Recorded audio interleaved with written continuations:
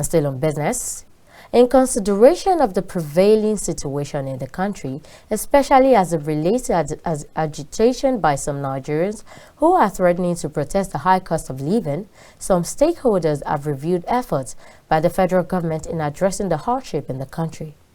At a press conference with journalists in Abuja, the Independent Media and Policy Initiative stated that as part of the intervention, the federal government has lifted the ban on food importation to reduce food prices in the country. The chairman of the Independent Media and Policy Initiative, Chief Niyi Akinsiju, while speaking, said the federal government has issued a 6-month interim for food importation. The intervention is that the federal government thought in the interim, and it is an interim measure, have a 6-month window where foods will be allowed to be imported into Nigeria. You know, at the time we have a protective regime on food produced in Nigeria, especially rice.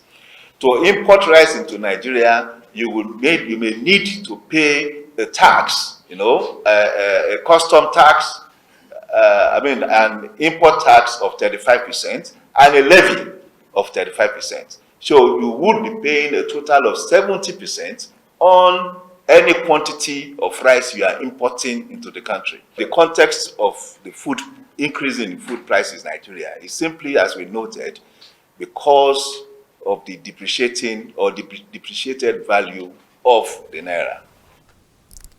Moreover, Niyi said the surging food prices are driven by an increase in the inflation rate, which was aggravated by the depreciation of the Nigerian currency.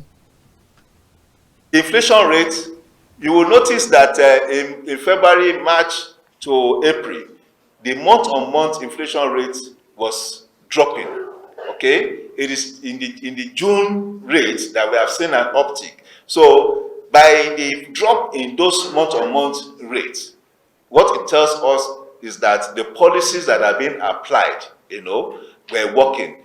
But this uptick in June, may also be an indication of a glitch in that process. But we believe that, just like Red was projected, by December 2024, we should be looking at the 25% inflation rate. That's the projection, and we are also buying into it.